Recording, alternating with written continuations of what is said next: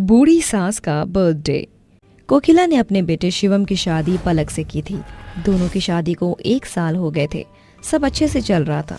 ऐसे एक दिन पलक खाना बनाकर कहती है, माँ जी, मैंने आपके लिए साबूदाने की खिचड़ी बना दी है, आप खा लीजिए, मैं ऑफिस का काम कर रही हूँ, आपको कुछ चाहिए हो तो बताना। ठीक है बहू, कर ले। जी माँ जी। ये बोलकर पलक अपने ऑफिस का काम करने लगती है। कोकिला खिचड़ी खा लेती है। शाम को शिवम ऑफिस से आ जाता है। तभी उससे कहती है, शिवम, 22 को बिजली का बिल भरना है तो आप याद से भर देना। 22 जुलाई को भरा तो था। अरे शिवम, 22 जुलाई नहीं, 22 अगस्त है। 22 अगस्त? 22 अगस्त? ओह ओह नो, 22 अगस्त। 22 अगस्त हम दोनों कैसे भूल सकते हैं। शिवम, शादी के बाद मैंने डिसाइड किया था कि मैं माँ जी का बर्थडे बहुत धूमधाम से मनाना चाहती हूँ। आपने बताया था उन्होंने कभी भी अपना बर्थडे सेलिब्रेट नहीं किया है, तो इस बार मैं करना चाहती हूँ। हाँ पलक, मुझे याद है, पर अब तो हम पर सिर्फ एक दिन का ही टाइम है। सिर्फ कल का, परसों माँ का बर्थडे है। तो क्या सोचा है तुमने? मैंने सब सोच लिया है। आज तक का सबसे बेस्ट गिफ्ट होगा उनका, और सबसे पहले हम सरप्राइज के लिए माँ जी को घर से बाहर भेजना होगा ताकि हम तैयारी कर सकें। हाँ ठीक है। शिवम, आप मुझे ये बताइए, आप हर साल माँ के बर्थडे पर क्या करते हैं? मैं हमेशा माँ के बर्थडे पर उन्हें बादाम का हलवा खुद बनाकर खिलाता हूँ, क्योंकि उन्हें वही पसंद है। और ऐसा कुछ बताइए जो उन्होंने बहुत टाइम से ना किया हो, उन्हें वो चाहिए हो, और ऐसा कुछ। माँ को अपनी सहेलियों से मिलने का बहुत मन है। वो मुझसे कहती रहती थी कि बेटा मुझे बरेली लेकर चल, पर मैं उन्हें कभी ले जा ही नहीं पाया। अमेजिंग। शिवम, माँ को सरप्राइज बर्थडे में यही देना है। उन्हें उनकी पुरानी सहेलियों से मिलवाएंगे, जिससे वो बहुत खुश हो जाएंगी। पर एक बात, आप माँ जी को हमेशा की तरह बादाम का हलवा बनाकर विश नहीं करेंगे, उनसे बात भी नहीं करेंगे, और मैं भी बात नहीं करूंगी। पलक, तुम ऐसा क्यों कर रही हो? माँ बहुत उदास हो जाएगी। शिवम, ये मेरा सरप्राइज प्लान, प्लीज आप वैसा ही करिए। हाँ मेरी डार्लिंग, इस बार माँ बहुत खुश होंगी। तुम बता दो, वही डेकोरेशन का सामान ले आऊंगा। ठीक है शिवम। माँ जी की सहेलियों का नंबर है आप पे? हाँ शायद है, डायरी ढूंढनी होगी। जल्दी करना शिवम, कहीं माँ जी की फ्रेंड्स यहाँ आ ना पाए, इसीलिए कल तक हमें हर हाल में मैसेज पहुँचाना है उनके फ्रेंड तक। कुछ देर बाद सब बैठकर एक साथ डिनर करने लगते हैं। अगले दिन पलक अपने ऑफिस का काम कर रही थी। तभी उसकी सास कहती है, बहू, मेरा सर दर्द हो रहा है, जरा सर दर्द की गोली और पानी ला कर दे दे। आई माँ। नहीं, मुझे माँ जी के साथ थोड़ा नाटक करना होगा। मैं उनके हर काम को मना करूंगी। माँ जी, मुझे ऑफिस का काम करना है, मैं नहीं आ सकती, आप खुद ले लीजिए दवाई भी। ये बहू को क्या हो गया है? हमेशा तो ऑफिस का काम छोड़कर मेरा काम करती है। हो सकता है बेचारी ज्यादा काम कर रही हो, मैं खुद ही पानी लेती हूँ। कोकिला खुद ही उठकर दवाई और पानी ले लेती है। ऐसे ही शाम को कोकिला कहती है, बहू, जरा मेरी ये साड़ी प्रेस कर दे, कल मेरा जन्मदिन है, यही साड़ी पहनूंगी। माँ जी, इतनी बड़ी साड़ी पहनकर आप कहाँ जा रही हैं? किसी शादी में जाना है क्या आपको? नहीं बहू, बहुत दिनों से पहनी नहीं है ना, रखे रखे खराब हो गई, तो मेरा मन किया कि मैं कल पहनूं इसको। सॉरी माँ जी, आपका इतना मन है, पर मुझे फिर से मना करना पड़ेगा आपको। माँ जी, मेरे पास ऑफिस का बहुत सारा काम है, मैं प्रेस नहीं कर पाऊंगी, या तो आप खुद कर लो। ठीक है बहू, मैं खुद ही कर लूंगी। ये बोलने के बाद पलक ऑफिस का काम करने का नाटक करती है। कुछ देर बाद कोकिला उसे फिर कुछ काम करने की कहती है। तभी पलक गुस्से से कहती है, अरे माँ जी, आपको मैं कितना बोलूं, प्लीज मुझे एक्स्ट्रा काम मत कहिए। कुछ दिनों तक आप खुद ही काम कर लीजिए सारा का सारा, मेरे पास काम करने का बिल्कुल भी वक्त नहीं है। ठीक है बहू, मैं तुझसे कुछ भी नहीं बोलूंगी। रात को 12 बज जाते हैं और कोकिला कहती है, शादी के बाद मेरी बहू पहली बार मेरा बर्थडे बनाएगी, चाहे वो मुझसे भी नाराज क्यों ना हो, पर मुझे पता है अभी मुझे जन्मदिन की मुबारकबाद देने आएगी, और मेरा शिवम भी। इंतजार करते हुए आधा घंटा बीत जाता है। अरे, इतनी देर तो शिवम ने कभी नहीं लगाई। शायद दोनों को मेरा बर्थडे याद ही नहीं है। शादी से पहले मेरा बेटा हमेशा मुझे जन्मदिन पर रात में ही विश करने आ जाता था, पर अब नहीं आया। वहीं शिवम पलक से कहता है, पलक, मुझे जाने दो, माँ वेट कर रही है। मैं उन्हें हर साल विश करता हूँ। मैं आपका हाथ नहीं छोड़ूंगी, आप नहीं जाएंगे। थोड़ी देर और, बस कल शाम को माँ जी बहुत खुश होंगी।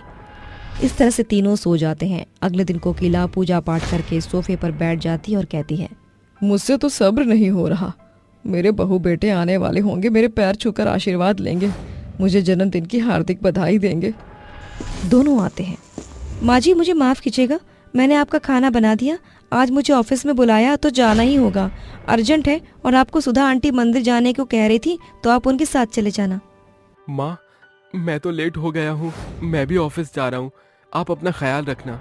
पर बेटा सुन, आज मेरा दोनों चले गए, इसका मतलब दोनों में से किसी को भी मेरा जन्मदिन याद नहीं है। घर पर रहकर क्या करूँगी, सुधा के साथ ही चली जाती हूँ।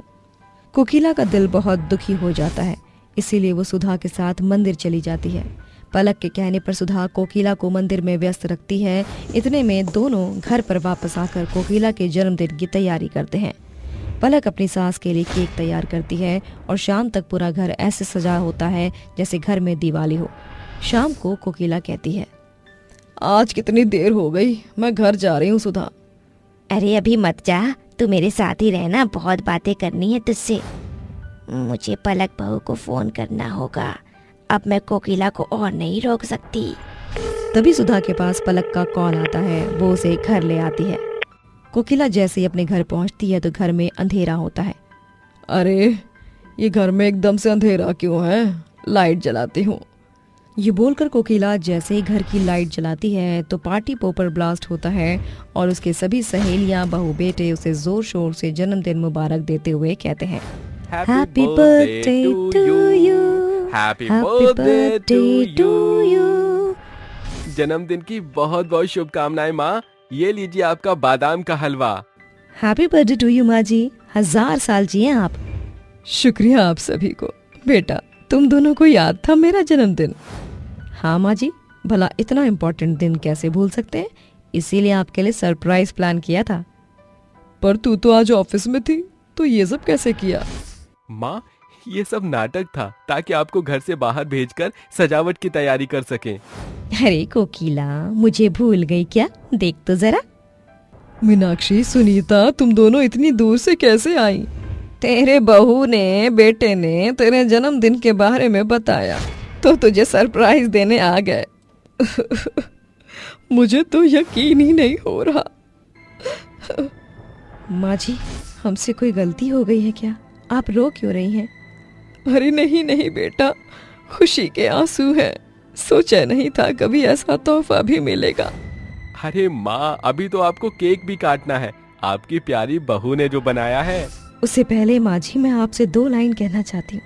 आप मेरी सासू माँ नहीं बल्कि माँ है, कि जब जब मैंने कागज पर लिखा माँ का नाम, तब कलम अदब से बोल उठी, हो गए चारों धाम।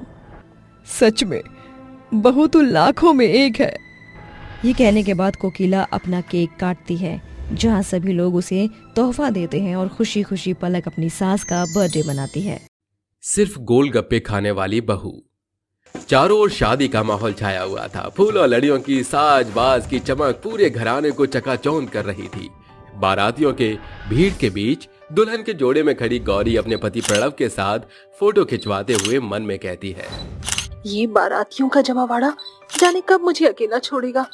मेरी मनपसंद गोलगप्पे की गूंज कब से मुझको अपने पास बुला रही है। बारातियों की भीड़ घंटों गौरी को घेरे हुए थी, जिसे देख उसकी सास सुधा कहती है, अरे सारे के सारे वेटर जाने कौन से थिएटर में लगे पड़े हैं, जल्दी से दुल्हा दुल्हन के खाने की मेज लगाओ। थोड़ी ही देर में खाने की मेज सज धज कर तैयार हो जाती है। सुधा, प्रणव और गौरी एक साथ मेज पर बैठ जाते हैं। फिर सुधा कहती है, बहू तू इतनी शांत सपाट क्यों बैठी है? तेरी शर्मीली सूरत देखकर लग रहा है जैसे तू शर्मा रही है। अरे इतना भी शर्माने की जरूरत नहीं। अरे सासू माँ, शर्म तो आज तक मेरी सैंडल भी नहीं की, तो भला मैं क्यों करने लगी? फिर इतने गौर से तेरी निगाह आखिर क्या तलाश रही है? गोल गोल गोलगप्पे। सासू माँ, गौरी सिर्फ तीखी मसालेदार गोलगप्पों की दीवानी है।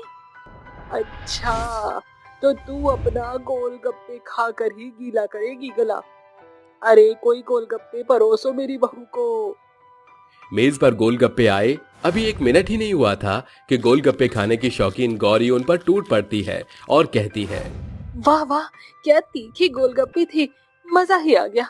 और उसका खट्टा चटाकेदार पानी तो लाजवाब था।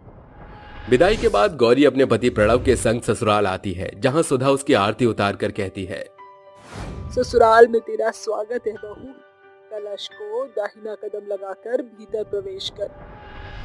सभी रस्मों के खत्म होने के बाद गौरी अपने पति के साथ कमरे में चली जाती है, जहां प्रणव शायराना अंदाज में कहता है कि तेरे इश्क में कुछ इस कदर डूब जाऊं, कि तेरे इश्क में कुछ इस कदर डूब जाऊं, तू मेरा गुलाब जामुन और मैं तेरी चाशनी बन जाऊं। प्रणव, आपको पता है ना, मुझे मीठा नहीं पसंद, इसलिए अपनी ये स्वीट शायरी बंद कीजिए। मैं आपकी शुगर शायरी सुनकर अपनी गोलगप्पे के स्वाद को गंवाना नहीं चाहती। Good night. ये बोलकर गौरी सो जाती है और प्रणव खुद से कहता है, अरे हाय रे फूटी किस्मत, मेरी मधुर शायरी ने मेरे सारे सपनों को अर्श से फर्श पर पटक दिया। सो जा प्रणव, पछताने से कोई फायदा नहीं। अगली सुबह 12 बज गए हैं। मैं इतनी देर दोपहर तक कैसे सो सकती हूँ? सुधा झटपट से नहा धोकर नीचे आती है, जहां रसोई घर एकदम उदास पड़ा हुआ था और गौरी सोफे पर पसरी हुई गोलगप्पे खा रही थी। गौरी बहू, आज तेरी पहली रसोई की रस्म है और तू बैठी बैठी गोलगप्पे के मजे लूट रही है। माँ जी, क्या है ना, खाना पकाना तो मुझे आता ही नहीं, तो रसोई घर का रुक करके भी मैं कौन से झंडे गाड़ लेती। इसीलिए मैंने सोचा, हाँ, इसीलिए तूने सोचा कि क्यों ना गाय भैंस की तरह गोलगप्पे की जुगाली हो जाए। वैसे ये गोलगप्पे आए कहाँ से? वो एकाएक गली में गोलगप्पे का ठेला आ गया तो मैंने इन्हें खरीद लिया। मेरे पेट भरने का जुगाड़ हो गया माँ जी। जरूर वो कमबख्त गोलगप्पे वाला गुलजार होगा। उस मुए को भी इसी गली से गुजरना होता है जहाँ मेरा घर है। माँ, ये आप दोनों ने सवेरे सवेरे सास बहू और साजिश की प्रदर्शनी करने की ठान ली है। अरे दफ्तर के लिए देरी हो रही है, जल्दी से नाश्ता बना दो। सुधा नाश्ता बनाकर अपने बेटे प्रणव को परोस देती है। तभी गौरी अपने कमरे का रुख करती है और सुधा से कहती है, अरे कहाँ जा रही है तू? नाश्ता नहीं करेगी? ओफो सासू माँ, ये फीका बेस्वाद खाना खाकर मेरे मुंह का स्वाद बिगड़ जाएगा। अभी मैंने भरपेट गोलगप्पे खाए हैं।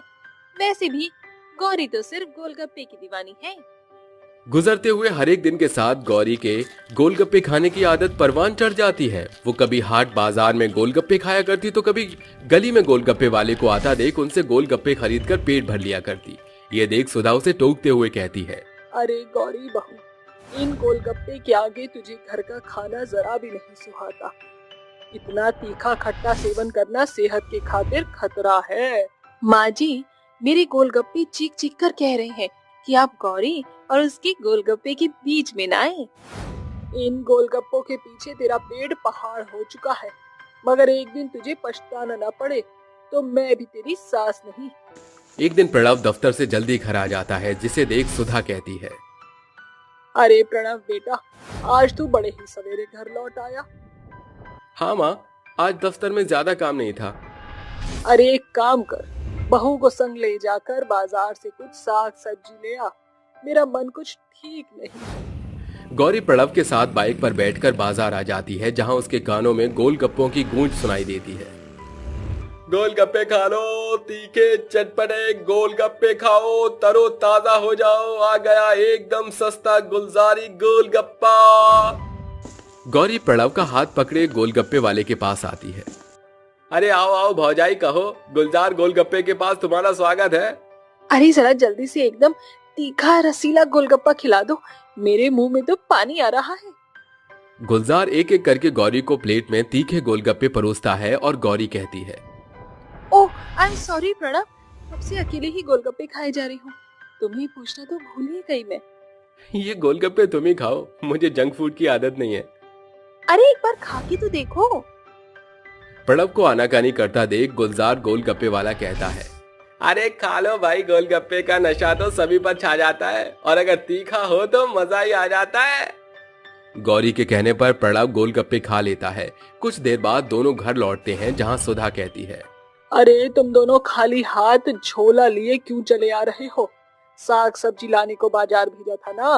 और प्रणव, तू इतना सिसक क्यों रहा है? वो माँ जी, आज उन्होंने गोलगप्पे खाए हैं इसीलिए। अरे तुझे इन गोलगप्पों के सिवाय कुछ और सोचता नहीं क्या? देख बेचारे की सिसकियां बंद नहीं हो रही। अगली सुबह प्रणव के पेट में जोरों की गुड़ और उठती है और वो पेट पकड़े बाथरूम की तरफ दौड़ता है। तभी गौरी दरवाजा पीट कर कहती है, प्रणव प्लीज दरवाजा खोलो प्रणव। अरे तुमने कहा था ना मुझे गोलगप्पे खाने के लिए, तुम्हारे कारण मेरी हालत पतली हो गई है। अरे ये सारा प्रवचन बाहर आकर सुनाना। अगर मेरे सब्र का बांध टूट गया तो यही रायता फैल जाएगा। ये सब कुछ तेरे गोलगप्पे में मिले मिर्च मसाले के कारण हो रहा है। जहाँ गोलगप्पे देखती नहीं कि कूद पड़ती है। प्रणव के पेट की बिगड़ी हालत तेरे गोलगप्पे के कारण है। सवेरे से सैकड़ों चक्कर लगा लिया है तुम दोनों ने। मैं तो कहती हूँ ऐसा जान पड़ रहा है जैसे इस घर की जगह ये शौचालय तेरे ससुराल बन गया हो। एक तो मेरे पेट से परेशान हूँ मैं, ऊपर से ये ओल्ड लेडी सासू माँ की बकैती बंद होने का नाम ही नहीं ले रही। सुधा के घरेलू उपचार से प्रणव का पेट तो ठीक हो जाता है, मगर गौरी के पेट की समस्या बिगड़ती चली जाती है। एक सवेरे वो बेहोश होकर जमीन पर गिर जाती है। सुधा भागकर उसके पास आती है। प्रणव और सुधा गौरी को अस्पताल लेकर जाते हैं, जहां डॉक्टर उसकी जांच पड़ताल करता है। तब गौरी बेहोशी से बाहर आती है। मिसेस प्रणव भारद्वाज, ज्यादा मिर्च मसाले के सेवन से आपके लिवर में सूजन आ चुकी है, इसलिए आपको बाहरी खान पान का पूरा परहेज करना होगा। डॉक्टर के बाद गौरी को सुधा समझाते हुए कहती है, देख ले बहू, तेरे गोलगप्पे ने आज तुझे अस्पताल में लाकर पटक दिया। अरे गोलगप्पे मोमो टोमो कभी कभार चल जाते हैं, मगर हमेशा नहीं बहू। माँ जी मुझे माफ कर दीजिए। आपकी लाख समझाने के बावजूद भी मैंने अपनी मनमानी की। आगे से मैं फिर कभी गोलगप्पे नहीं खाऊंगी। तकरीबन एक सप्ताह के बाद गौरी घर आ जाती है और सेहत संभालने के बाद वो चाव के साथ अपनी सास से खाना बनाना भी सीख जाती है। और गौरी के गोलगप्पे खाने की आदत घर के खाने में पूरी तौर से तब्दील हो जाती है। सास बहू और पड़ोसी की लड़ाई। शांतिप्रिया नाम का एक मोहल्ला था, जहां कल्याणी और किरण नाम की दो झगड़ालू सास बहू रहती थी। मोहल्ले में ऐसा कोई भी घर नहीं था जिनके साथ उनकी महाभारत न छिड़ी हो। देर सवेरे सोकर उठती हुई कल्याणी मुंह सड़ाकर अंगड़ाई लेते हुए कहती है, इस चुपती जलती गर्मी ने तो हाहाकार मचा दी है। जी तो कर रहा है कि इस मुई बिजली पर दौड़ रहे पंखे की पंखुड़ियां तोड़ मरोड़ कर रख दूं। पसीने से सराबोर कल्याणी देवी ताजी हवा खाने के लिए जैसे अपनी चौखट पर पांव धरती है तो वो देखती है कि उसके घर के सामने एक चमचमाती गाड़ी खड़ी है। अरे किस मूर्ख के जन ने मेरे घर के दहलीज से सटाकर ये गाड़ी खड़ी कर दी है? सवेरे सवेरे किसकी शामत आई है? आवाज सुनकर उसकी बहू किरण बाहर निकलकर सास के झगड़ालू सुर में सुर मिलाकर कहती है, अरे किसकी लावारिस गाड़ी है? भौंकते क्यों नहीं? मुंह में दही जमा कर बैठे हो क्या? आते जाते राहगीर उनका तमाशा देखकर हंसी ठिठोली कर रहे थे, जिसे देख बौखलाई हुई सास बहू कहती हैं, हमारे चीखने और गला फाड़ने का कोई असर नहीं हो रहा। जब घी सीधी उंगली से ना निकले तो क्या करना चाहिए? तो उंगली टेढ़ी करनी चाहिए माँ जी। बहू, जमाना बदल रहा है, सोच बदल रही है। जब घी सीधी उंगली से ना निकले तो डिब्बा तोड़ देना चाहिए, ऐसे। ऐसा कहकर कल्याणी पत्थर उठाकर गाड़ी का शीशा तोड़ डालती है। तभी कांता बाहर आकर कहती है, हे देवा रे देवा, किस हलकट कुतरिया ने मेरी गाड़ी को अंधा किया रे? अच्छा, तो ये चमचमाती हुई गाड़ी तेरी थी। वैसे मुझे इसका शीशा तोड़कर बड़ा मजा आया। आईना, क्यों री बेवली औरत, मेरी गाड़ी में तेरा क्या लगा था जो तूने सीधा इसकी हेडलाइट पर वार किया? अभी तो सिर्फ गाड़ी को अंधा किया है। अगर अभी इस गाड़ी को नहीं हटाया तो इसको अपाहिज बनाकर छोड़ेंगे, पुर्जा तोड़ डालेंगे। सास बहू और पड़ोसन की मुठभेड़ बढ़ती ही जा रही थी। शब्दों की मार वार में बदल चुकी थी। झगड़ालू सास बहू कांता की ईंट से ईंट बजाकर रख देती हैं। देवा रे देवा, कैसा धोबी पछाड़ मारा है। अरे सवेरे सवेरे किस झगड़ालू सास बहू से पाला पड़ गया है। कैसा लगा जमीन की धूल चाटकर? दोबारा हमारे मुंह मत लगना। झगड़ालू सास बहू के जाते आस पड़ोस के लोग कहते हैं, राम ही बचाए इस झगड़ालू सास बहू से हम सभी को। जब से इस झगड़ालू सास बहू ने हमारे शांति प्रिया मोहल्ले में डेरा जमाया है, मोहल्ले की शांति भंग हो गई है। कुछ दिन यूं ही गुजर जाते हैं। फिर एक सवेरे, बहू, तेरा मुंह क्यों फीका पड़ा हुआ है? माँ जी, कल रात से पानी नहीं आ रहा। गागर बाल्टी सब एकदम खाली पड़ा है। सवेरे में पानी भरने नल पर जा रही थी, वहाँ पर औरतों की एकाएक भीड़ देखकर वापस लौट आई। चल मेरे साथ। दोनों पानी की खाली बाल्टियां लेकर नल पर चली जाती हैं, जहां कल्याणी जबरन मंदा की बाल्टी हटाकर अपनी बाल्टी लगा देती है। ये क्या दादागिरी है? घंटों बाट जोहनी के बाद अब जाकर नंबर आया था। पहले तो मंदा का बर्तन ही भरेगा। मंदा की बेखौफ बात सुनकर सभी औरतें हंस पड़ती हैं। अरे ओ चिमर खिलो गाई, हट परे। कल्याणी देवी जहाँ खड़ी हो जाती है समझ ले वहीं कतार है। मोहल्ले में हम सास बहू की धौंस। क्यों, तुम सास बहू क्या कहीं की डॉन हो? शक्ल तो छपरी गुंडों सी दिखाई पड़ती है। मंदा की बेखौफ बातें सुनकर सभी हंस पड़ते हैं। सासू माँ, जाने क्यों ऐसा लग रहा है कि मंदा की तेज जुबान कहीं इसके गले का फंदा न बन जाए। फिर क्या था, झगड़ालू सास बहू मंदा पर टूट पड़ती हैं। अब मंजर कुछ यूं था मानो सरकारी नल वाद विवाद प्रतियोगिता का मंच बन बैठा हो। झगड़ालू सास बहू बुरे तौर पर मारपीट को उतारू हो जाती हैं। वो मंदा के बाल पकड़कर उसे खूब मारती हैं। अरे कैसी कसाई सास बहू है, कितनी बुरी तरह लताड़ा है। जाने कौन से हाथी ब्रांड का आटा खाती है। क्या हुआ, बदन दुख रहा है? अरे इतनी बुरी तरह तो मसाले को कुटाई भी नहीं होती। धोबी भी नरम हाथों से कपड़ों की धुलाई करता है। तुमने तो मुझे बोरियों की तरह उठाकर पटका है। दोबारा हमसे झगड़ने की भूल न करियो लाली, वरना अगली बार तेरी 206 हड्डियों का कोरमा बनाकर भेजेंगे। दोनों सास बहू मंदा की कुटाई करके नल पर तबाही मचाकर घर आती हैं। पूरा मोहल्ला उनके झगड़ालू स्वभाव से तंग आ चुका था, जिसके चलते न कोई भी उन्हें अपनी खुशियों में शरीक करता और न ही अपने घर पर बुलाता। एक सवेरे जब किरण किवाड़ खोलती है, अरे ये गटर कहाँ खुल गया? अचानक उसकी नजर घर के आगे बिखरे हुए कूड़े के ढेर पर पड़ती है। सासू माँ, जल्दी से बाहर आइए। अरे धरती फटी कि आसमान गरजा। कौन सी आफत आ गई जो भौंपू की तरह बजी जा रही है? माँ जी, नीचे देखो। अरे किस नामुराद की हिमाकत है ये? अरे किस मूर्खचंद नकारे ने हमारे घर के आगे ये ढेर फेंका है? अरे पूरे मोहल्ले को सांप सूंघ गया है क्या? सामने आकर अपना भेद खोल दो, वरना अंजाम देखने लायक होगा। सारे निकम्मे मूक बने पड़े हैं, कितने धूर्त और ढीठ हैं। दोनों झगड़े की भावना से कूड़े के ढेर को उठाकर सभी के घर के आगे रख छोड़ती हैं, जिसके चलते मोहल्ले वाले चुप्पी तोड़ने पर मजबूर हो जाते हैं। अरे इस कूड़े का निपटारा कूड़ेदान में करो, हमारे घर के आगे क्यों फेंका है? अरे इस कूड़े का निपटारा कूड़ेदान में करो, हमारे घर के आगे क्यों फेंका है? ये कूड़ा हम सास बहू की ओर से तोहफा समझ कर रख लो। वैसे चाहो तो प्रसाद के तौर पर भी रख सकती हो। हम तुम सबका कितना हित चाहती हैं, फिर भी तुम जाने क्यों हमें झगड़ालू का नाम देते हो। तुम जैसी झगड़ालू सास बहू से ईश्वर हर क्षेत्र और मोहल्ले को बचाए। पड़ोसियों के नाक में दम कर रखा है तुमने। अरे वाह किशोरी, मुझे तो मालूम ही नहीं था कि तेरे अंदर जनानियों के जैसे बोल कूट कूट कर भरे हैं। तुम ये कड़वे बोल से मेरे अंदर झगड़े के बीज नहीं बो सकती। अरे अभी भी वक्त है, अपना ये झगड़ालू स्वभाव छोड़कर रहना सीख लो। पड़ोसियों के लाख समझाने के बावजूद भी झगड़ालू सास बहू का रवैया टस से मस नहीं होता। कुछ दिन बाद अरे वो बरेली वाला गाना चला। माँ जी, सवेरे से तो आप ही चलचित्र के मनोरंजन के मजे लूट रही हैं। अब मेरी बारी है। चुपचाप से रिमोट मेरे हवाले सौंप दे, वरना क्या?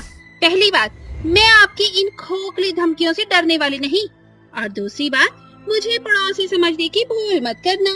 तो कहना चाहती है कि मैं लड़ाकू हूँ? समझदार को इशारा ही काफी है। तो फिर आ मैदान में। सोच लीजिए माँ जी, कहीं बुढ़ापे में आपकी कमजोर हड्डियाँ मुचक गई तो? इन बूढ़ी हड्डियों में बहुत जान है। चाहूँ तो इसी पल तेरी नाजुक कलाइयाँ ककड़ी खीरे के जैसे तोड़ सकती हूँ। जंग का नाम है जो जीता वही सिकंदर। दोनों सास बहू फेंटा बांधकर चूहे बिल्लियों के जैसे लड़ना शुरू करती हैं। घर का तख्ता पलट कर डालती हैं। कहीं तकिए की रुई हवा में फैली हुई थी, तो कहीं करछी चमचों को ढाल बनाकर मार कुटाई करती। दोनों मोहल्ले के मैदान में आती हैं। उन्हें इस कदर लड़ते देख सभी पड़ोसी उन्हें छुड़ाकर अलग करते हैं। छोड़ दो मुझे, आज मैं इस सास की सांस निकाल कर रख दूंगी। छोड़ो मुझे, आज मैं इस नाश पीटी का काम तमाम कर दूंगी। अरे बंद करो ये तू मैं। हमने तो सोचा था कि झगड़ालू सास बहू सिर्फ पड़ोसियों से ही झगड़ती हैं, मगर आज ये आपस में कट मरने को उतारू हो गई हैं। झगड़े का अंजाम कितना खतरनाक साबित हो सकता है। अगर अभी हम बीच में नहीं आते तो जाने क्या गजब ढाता तुम दोनों का गुस्सैल झगड़ा। पड़ोसियों की फटकार झगड़ालू सास बहू को आईना दिखाती है और ये पछतावा जाहिर करती हुई कहती हैं, हमने हमेशा आप सभी से बिना बात के झगड़ा मोला, फिर भी आप सभी हमारी सुलह कराने आए, हमें माफ कर दीजिए। झगड़े से किसी का भला नहीं होता, बल्कि इससे बनती बात भी बिगड़ती है। इसलिए जहाँ रहो खुशियाँ बांटो, यही जीवन का उसूल है। उस रोज झगड़ालू सास बहू की भटक खुल जाती है। वो अपने तमाम पड़ोसियों से माफी मांगकर प्यार भरा रुझान कायम करते हुए खुशहाल तौर से रहा करती हैं। दोस्तों, इस कहानी से हमें ये सीख मिलती है कि हमको अपने पड़ोसियों से अपने समान प्रेम रखना चाहिए। गरीब माँ की 3 बेटियां। वसुधा की 3 बेटियां थीं, भूमि, धारा और रमिया। शराब की बुरी लत के चलते भरी जवानी में ही उसका पति किशोर उसे छोड़ गया। ऐसे में उसकी सास फूलवती उसे खूब जली काटी बातें सुनाया करती थी। अरे ओ कुलक्षणी, कहाँ मर गई? यहाँ आ। जी माँ जी, आपने बुलाया? नास मिटे तेरा। अरे डायन मेरे बेटे को तो पहले ही खा चुकी है, अब क्यों मुझे खाने पर तुली है? इस बुढ़िया को कुछ रूखा सूखा मिलेगा कि नहीं? माँ जी, रसोई घर में बनाने को एक भी दाना नहीं बचा। बनिए के पास भी इतना उधार बढ़ चुका है कि उसने राशन देने से साफ इनकार कर दिया। अरे इस बुढ़ापे में मैं खटने तो नहीं जाऊंगी, और न ही मेरा बेटा कब्र से उठकर तेरी 3 तितलियों का पेट भरने आएगा। बाकी तो खुद ही समझदार है। वसुधा अपनी बेबसी पर फूट फूट कर रोती है। देर दोपहर उसकी बिटिया भूख से छटपटाने लगती है। आखिर ऐसा कब तक चलेगा? मुझे अपनी 3 बेटियों का पेट पालने की खातिर कुछ तो करना ही पड़ेगा। इन्हें ऐसे रोते बिलखते तो मैं नहीं देख सकती। वसुधा की बड़ी बेटी रमिया काफी हद तक समझदार थी, जो माँ की तकलीफों को आसानी से भांप जाती है। रमिया बिटिया, मैं काम की तलाश में जा रही हूँ। मेरे पीठ पीछे अपनी नन्ही नन्ही बहनों का ख्याल रखना, अच्छा? वसुधा कड़कती धूप में निकल पड़ती है। तभी उसकी नजर खेतों में काम करने वाले बनी हारों पर जाती है। शेख चंद जी, मुझे भी कोई काम दे दो। मेरी नन्ही 3 बेटियां भूख से बिलबिला रही हैं। मैं अकेले ही इस पूरे खेत की फसल की कटाई कर सकती हूँ। पहले काम दो, फिर हाथों हाथ दाम लो। मैं किसी भी हाल में इस सुनहरे मौके को नहीं खो सकती। ममता से भरी वसुधा की आंखों पर सिर्फ उसकी 3 भूखी बेटियों की झलक सवार थी, जिसकी खातिर वो कमर तोड़ मेहनत करके कुछ ही पलों में 1 एकड़ के गेहूं की कटाई कर देती है। शेख चंद जी, आपका काम हो गया। मेरी बनिहारी। खेत का मालिक वसुधा का मेहनताना चुका देता है। उन पैसों से वसुधा राशन लेकर देर शाम घर पहुंचती है, जहां उसकी सास ताने भरे लहजे में कहती है, आ गई रंगरलिया मनाकर। माँ जी, आप ये मुझ पे कैसा लांछन लगा रही हैं? मेरी बिटिया भूख से बिलबिला रही थी, इसलिए मुझे घर की चौखट को पार करना पड़ा। अरे बंद कर अपनी सफाई। दिन के उजाले में जाकर रात के अंधेरे में घर लौटने वाली बहू को सीता नहीं, चरित्रहीन कहते हैं। माँ जी, मेरे 3 बच्चे भूख से तड़प रहे हैं, ऐसे में आप मेरी परेशानी क्यों बढ़ा रही हैं? अरे ये तेरी कुलक्षणी बिटिया एक दिन नहीं खाएगी तो मर नहीं जाएगी, और अगर मर भी जाए तो कौन सा कुल का दीपक बुझ जाएगा? हाँ। वसुधा रसोई घर में जाकर चूल्हे पर खाना पकाती है और अपनी सास और बच्चों को खिलाती है। खुद अंत का बचा खुचा आधा पेट खाकर ही गुजारा करती है। आज का गुजारा तो हो गया, मगर कल क्या करूंगी? वो तड़के सवेरे उठकर फिर से घर घर का दरवाजा खटखटाती है, मगर हर जगह से उसे खाली हाथ लौटना पड़ता है। हर जगह हाथ पैर मारकर देख लिया, कुछ भी हाथ नहीं लगा। हे ईश्वर, मुझे कोई राह दिखा। वो जा ही रही थी, तभी वो 2 इंसानों को आपस में बात करते सुनती है। शिमोहन, तुम ऐन मौके पर ऐसा कैसे कर सकते हो? आज फसल की बुआई होना बेहद जरूरी है। मालिक, आज के इस महंगे दौर में इतने सस्ते में आपके 10 एकड़ जमीन की बुआई मात्र 1000 में कोई भी नहीं करेगा। ये सुनकर वसुधा के माथे पर उभरी हुई चिंता की लकीरें मिटने लगती हैं और वो कहती है, 1000? इतने में तो मैं आराम से बनिए का कर्जा तोड़ पाऊंगी और अपने 3 बेटियों की खातिर 2 वक्त का अच्छा खाना भी जुटा लूंगी। वो फौरन से आगे आकर कहती है, शेख चंद जी, इतने में मैं आपके खेतों की बुआई करने को तैयार हूँ। मगर तुम इतने चंद पैसों में उतना काम करना क्यों चाहती हो? गरीब की खातिर चंद पैसे ही उसकी हिम्मत और सहारा होता है। उनके बिना हम गरीबों की इज्जत कौड़ियों के भाव नीलाम हो जाती है। वसुधा कमर कसकर खेतों में क्यारियां बनाकर बीज बुआई का काम शुरू कर देती है और काम खत्म भी करती है। शेख चंद जी, आपका काम हो गया। तुम्हारी मेहनत की दाद देनी होगी भाई वसुधा। बिना रुके थके लगातार बुआई करती चली गई। मेहनत में तो तुमने मर्द जात को भी पीछे छोड़ दिया। और मुझे ये जानकर बहुत खुशी है कि ये मेहनत एक औरत ने नहीं बल्कि एक 3 बेटियों की गरीब माँ ने की है, जिसकी बेटियां घर पर भूखी हैं। वसुधा की अपनी बेटियों के प्रति ममता देख शेख चंद के मन में दया भाव उमड़ आता है और वो कहता है, वसुधा, तुम मेरे खेत पर बटाईदार के तौर पर काम क्यों नहीं कर लेती? उसकी आधी फसल तुम्हारी और आधी मेरी होगी। ऐसे तुम अपनी बेटियों का भरण पोषण आसानी से कर पाओगी। बेरोजगारी से जूझ रही वसुधा फौरन से हामी भर देती है और अगले दिन से ही वो बटाईदार के तौर पर खेती को अंजाम देती है। दिन भर की थकी हुई वसुधा घर आती है तो फूलवती कहती है, आ गई महारानी मेरी जग हसाई करा के। माँ जी, एक तो मैं थकी मरी आई हूँ और आते ही आपने अपने बातों के अंगारों को बरसाना शुरू कर दिया। और मैं तो कोसती हूँ उस पल को जब मैंने अपने लाल को तुझ जैसी डायन के पल्ले बांधा था। मेरे घर के तो भाग ही फूट गए तुझ जैसी बहू पाकर। आधी रात सभी सो चुके थे मगर वसुधा की आंखों से मानो नींद गायब हो चुकी थी। दिन रात एक करके भी मैं कुछ नहीं बचा पा रही। ऐसे में मैं अपनी तीनों बच्चियों की शिक्षा कैसे पूरी कराऊंगी? इस महंगाई के दौर में स्कूल की फीस आसमान छू रही है। एक भोर जब वसुधा हड़बड़ी में खेत की ओर बढ़ रही थी तो उसकी टक्कर उसके सालों पुराने अध्यापक से होती है, जिन्हें देख वो फूले नहीं समाती। प्रेमानंद सर, आप यहाँ? हाँ वसुधा, मैं तो यहाँ स्कूल का दौरा करने आया था। वसुधा उन्हें अपनी दुख भरी आप बीती बताती है। वसुधा, तुम अपनी पढ़ाई जारी क्यों नहीं कर लेती? अरे मास्टर जी, अब मैं पहली वाली वसुधा नहीं रही। मेरे कंधों पर 3 नन्ही बेटियों की देखरेख की भारी जिम्मेदारी है। मुझे अब उन्हें शिक्षित करना है। शिक्षा की कोई उम्र नहीं होती। देखो, तुम मैट्रिक पास हो और तुम्हें खेती बाड़ी की भी भली जानकारी है, तो तुम पड़ती जमीन लेकर खुद खेती करो। इससे तुम्हारी शिक्षा और तुम्हारी बेटियों के उज्जवल भविष्य में बड़ा लाभ पहुंचेगा। वो घर की जमीन को गिरवी रखकर पड़ती जमीन खरीद कर न सिर्फ अपनी पढ़ाई जारी करती है बल्कि अपनी बड़ी बिटिया रमिया के साथ मिलकर मौसमी सब्जियों की खेती किया करती थी, जिन्हें दिन भर वो बाजार में बेचती और आए हुए 4 पैसों से वो अपनी बेटियों का स्कूल में दाखिला कराती है। माँ देखो, हम तीनों पूरी कक्षा में अव्वल आए हैं। देखना माँ, एक दिन हम आपका नाम रोशन करके दिखाएंगी। यही सब देखना बाकी रह गया था। मुझ बूढ़ी का 4 अक्षर पढ़ने के लिए घर भी गिरवी रख दिया इस निर्बुद्धि ने। माँ जी, भरोसा रखिए। बरसों के संघर्ष के बाद वसुधा की पढ़ाई पूरी होती है। वो सरकारी विद्यालय में अर्जी डालती है जहां के प्रधानाचार्य कहते हैं, मिसेस किशोर, मुबारक हो, आपको अध्यापक के लिए चयन किया गया है। वसुधा की कड़ी मेहनत रंग लाती है। उसे न सिर्फ अध्यापक का ओहदा मिलता है बल्कि साथ ही उसकी सास का नजरिया एकदम बदल कर रख देता है। बहू, मुझे माफ कर दे। मैंने तेरी काबिलियत पे शक किया।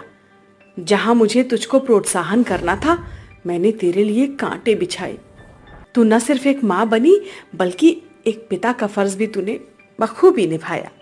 माँ जी, आज मैं खुश हूँ क्योंकि अब मैं अपने पैरों पर खड़ी हूँ, जिससे मैं अपनी तीनों बेटियों को उज्जवल भविष्य दे सकती हूँ। दोस्तों, आपने अक्सर सुना होगा कि विश्वास से भरी एक माँ वो सब कुछ कर सकती है जो शायद एक औरत न कर सके। वसुधा ने सालों पहले जबरन विवाह के फंदे में फंसकर शिक्षा का गला घोंट दिया था, मगर अपनी बेटियों के भविष्य को चमका देना उसका मकसद था, जिसकी खातिर उसने बुलंद हौसले को जगाकर कड़ा संघर्ष किया और न सिर्फ अपनी गरीबी को जड़ से उखाड़ फेंका बल्कि एक माँ होकर वो सब कुछ कर दिया जो करने का जज्बा सभी में नहीं होता। बारिश में गरीब माँ का दुख। पति की आकस्मिक मौत के बाद लतिका अकेले ही मेहनत मजदूरी करके 11 साल के आयुष और 13 साल की सलोनी को पढ़ा लिखा रही थी। पिछले 2 दिनों पहले ही उसके 2 घर जहां पर वो काम करती थी अचानक छूट गए, जिससे परेशान लतिका मन में कहती है, इस घड़ी मेरे पास कोई काम नहीं है, इसीलिए मुझे हर एक पाई सोच समझकर खर्च करने होंगे, क्योंकि मानसून का महीना शुरू होने वाला है। लतिका अपने दोनों बच्चों को झटपट से स्कूल की वर्दी पहनाकर जैसे ही घर की दहलीज पर निकलती है, उसी पल बरसात की बौछार शुरू हो जाती है, पूरे गांव को घेर लेती है, जिसे देख लतिका दीवार पर टंगे छाते को सलोनी को देती है। सलोनी गुस्से से भड़कते हुए कहती है, तो अब आप ये चाहती हैं कि मैं ये फटा पुराना छाता लेकर स्कूल जाऊं, ताकि स्कूल के सारे बच्चे मेरी गरीबी पर हंसे और ताने कसें? बिटिया, आज भर के लिए इस छाते से काम चला लो। हाँ, जल्दी दूजा छाता खरीद लाऊंगी। तू तो जानती है ना कि अभी तेरी माँ घर में बंधी हुई है। आपका ये दुखड़ा तो खत्म होने का नाम ही नहीं लेता है। न जाने हम भाई बहन इस गरीब घर में पैदा ही क्यों हैं। सलोनी बरसात की भड़ास अपने दुखियारी माँ पर उतारते हुए छाते को जमीन पर पटक देती है, जिसके बाद लतिका उसके भीतर कपड़ा जोड़कर कहती है, सलोनी, मैंने इस छाते को ना काम चलाऊ बना दिया है। मैं आज ही शाम को तुम दोनों भाई बहन के लिए नया छाता ले आऊंगी। अभी इसी से सर ढाँप कर काम चला लो। वो भाई बहन अपनी माँ की सूरत को अनदेखा करके स्कूल चले जाते हैं। फिर लतिका रो कर कहती है, न जाने मेरे ये बच्चे अपने माँ के दुख को कब समझना शुरू करेंगे। आखिर क्यों इन्हें मेरी ममता दिखाई नहीं पड़ती। लतिका खुद तो घनघोर गरीबी झेलती, मगर अपने बच्चों की ख्वाहिशों को पूरा करने में भरसक कोशिश को अंजाम देने में पीछे नहीं हटती थी। वो सांझ को बरसात में भीगती भागती अपने दोनों बच्चों के खातिर छाता खरीद लाती है। बस अभी यही बचे खुचे पैसे रह गए हैं, जिससे दाना पानी चलाना होगा। कुछ देरी के बाद उसके दोनों बच्चे स्कूल से घर लौट कर आते हैं। लतिका खुशी मन से कहती है, सलोनी, आयुष, देखो तुम्हारी माँ आज तुम दोनों के खातिर छाता लेकर आई हैं। दोनों बच्चे लतिका की ओर फीका सा मुंह बनाकर ताकते हुए कहते हैं, छाता ही है, अब क्या इसके खातिर भी आपका बखान करें? हम जिस स्कूल में पढ़ते हैं वहाँ बड़े बड़े अमीरों के बच्चे पढ़ते हैं। उन सब के पास महंगे रेनकोट हैं और हमारे पास ये फुटपाथ से खरीदा हुआ छाता। इसे खरीदकर कोई भरी एहसान नहीं किया। हाँ, नहीं तो। बच्चों के प्यार की भूखी गरीब माँ एक बार फिर अपने बच्चों को कड़वे लहजे में बात करता देख मानो जैसे लतिका के मन पर गहरी चोट पहुँचाती है, और वो एक बार फिर मन के भीतर बोलती है, काश बच्चों तुम ये समझ पाते कि तुम्हारी ये कड़वी बोली इस गरीब दुखियारी माँ के जिगर को बाढ़ के जैसे छल्ला करती है। कुछ देर बाद रात का अंधेरा छा जाता है और उसके बच्चे खाने की मांग करते हुए कहते हैं, आज की तारीख में खाने का दर्शन होगा कि नहीं? बस बच्चों, खाना तैयार होने को है। बरसात में भीगने के चलते सभी लकड़ियां सील गई हैं। बच्चों की भूख मिटाने के खातिर लतिका चूल्हे का धुआं झेलकर खाना पकाकर अपने बच्चों को परोसते हुए कहती है, ये लो बच्चों, गर्मा गर्म खाना। दोनों बच्चे अपना खाना चट कर जाते हैं, मगर घर में बचे हुए सीमित भंडारण के चलते लतिका भूखे ही रह जाती है। जब तक मेरा कहीं काम नहीं लग जाता, ये दाना पानी बच्चों का पेट भरने के खातिर बचाना होगा। बरसाती प्रचंड बेरोजगारी से जूझ रही लतिका एक वक्त का राशन बचाने के खातिर अपनी भूख मारकर अपने बच्चों का पेट भरने का ख्याल करती है। आधी रात जैसे ही वो सोने की खातिर बिछौना लगाती है, तभी मूसलाधार बरसात के चलते उसके घर की छत टपकने लगती है। अरे भोर सवेरे से ये बरसात रुकने का नाम ही नहीं ले रही। अगर एक भी बूंद मेरे बच्चों के माथे पर गिरी तो उनकी आंख खुल जाएगी। ममता से भरी माँ बरसात की कहर को पूरी रात झेलकर छत से टपक रहे पानी को बर्तन में भरती है, जिसे उसके बच्चे तो चैन की नींद सोते हैं, मगर पूरी रात उस गरीब माँ की आंखों की नींद उड़ी हुई थी। कुछ ही सप्ताह के साथ मॉनसून की समाप्ति हो जाती है, जिसके साथ लतिका की मौसमी बेरोजगारी भी समाप्त हो जाती है। वो दोबारा से लोगों के घरों का जूठन धोकर अपने बच्चे की पढ़ाई को जारी रखती है। देखते ही देखते 5 बरस बीत जाते हैं, जिसके साथ आयुष और सलोनी को स्कूल भी खत्म हो जाता है और उन्हें कॉलेज में दाखिला मिल जाता है। भगवान के आगे खड़ी लतिका हाथ जोड़कर कहती है, हे ईश्वर, मेरे बच्चों को सफलता देना, उनका भविष्य उज्जवल बनाना। इस बेबस माँ की पुकार सुनना प्रभु। बादलों को गरजते देख वो सीधे कॉलेज का रुझान करती है, जहाँ आयुष का दोस्त विनय कहता है, अरे आयुष, ये फटा पुराना सतरंगी चोला पहने हुए जो औरत दरवाजे पर खड़ी है, वो खुद को तेरी माँ बता रही है, ये सच है क्या? आयुष अपनी माँ के गरीब अवतार को देख साफ तौर से मनाही करके माँ को भारी बरसात में नजरअंदाज करके सलोनी के साथ घर आ जाता है। लतिका भी बरसात में भीगती हुई उनके पीछे पीछे घर लौट आती है, जहाँ दोनों अपनी माँ पर बिगड़ते हुए कहते हैं, अरे किसने कहा था आपको हमारे कॉलेज में आने को? अपना ये गरीब लिबास दिखाकर क्यों नीचे दिखाने पर तुली हैं आप? अरे बेटा, वो बरसात का रुख देखकर मेरा जी घबराने लगा था, इसीलिए मैं तुम्हें लेने कॉलेज आ गई। अरे हम कोई दूध पीते बच्चे नहीं रहे, बड़े हो चुके हैं। बच्चों से खरी खोटी सुनने के बाद लतिका के सब्र का बांध मानो टूट जाता है और फिर वो कहती है, सही कहा, अब तुम सयाने हो चुके हो। गलती मेरी है जो मैंने बरसों धूप छांव बरसात की मार झेलकर अपना पेट काट काट कर तुम्हारा पेट भरा। बरसात के महीनों में 30 दिन जाग कर रातों की नींद गवाई ताकि तुम चैन से सो सको। लतिका की बातों का उसके बच्चों पर कोई असर नहीं पड़ता। अगली सुबह, माँ, आज हमारे कॉलेज में फेयरवेल फंक्शन है, घर लौटने में देर हो जाएगी, और हाँ, आज मेहरबानी करके आप कॉलेज मत चले आना। दोनों भाई बहन कॉलेज पहुंचते हैं, जहां रौनक का पिता मेहता उन्हें देख कहता है, रौनक, क्या हो गया है तुम्हारे क्लास और टेस्ट को? दोस्ती करने के लिए ये गरीब भुखनंगे ही मिले थे तुम्हें? अंकल, आप हम भाई बहन की तौहीन कर रहे हैं, आपका कोई हक नहीं हमको कुछ कहने का। मैं इस कॉलेज का सबसे बड़ा ट्रस्टी हूँ, यह कॉलेज मेरे फंड से चलता है, समझे बच्चों? मेहता उनको खूब नीचा दिखाता है कि अचानक तेज तूफान उठता है और बारिश शुरू हो जाती है। काफी देर होता देख लतिका कहती है, ये बरसात तो बाढ़ का रूप लेती जा रही है, अब मैं और नहीं रुक सकती। लतिका भीगती भागती हुई कॉलेज पहुंच जाती है। आयुष, सलोनी, इस छाते से अपना सर ढांप लो। उस रोज बरसात के बादलों के साथ दोनों के दिल में माँ के प्रति प्रेम उमड़ आता है।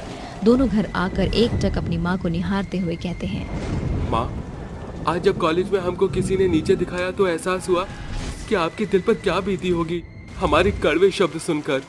माँ, हम हमेशा अमीरी का जीवन जीना चाहते थे, मगर आज अमीरों का रुझान देखकर महसूस हुआ कि अमीर लोग पैसों के अमीर और दिल के गरीब होते हैं। वो हमें बरसात में भीगने को छोड़ गए, पर आप बिना अपनी परवाह किए हमको लेने आई। हम कभी देख नहीं सके कि आपने मौसम की मार झेलकर हमें पाला है। तीनों की आंख में आंसू की फुहार थी। जहाँ एक तरफ बाहर बरसात का कहर बरस रहा था, घर के भीतर दुखियारी माँ और उसके बच्चों का प्यार बरस रहा था। अंत में सलोनी और आयुष अपनी जिम्मेदारी को बखूबी निभाने लगे।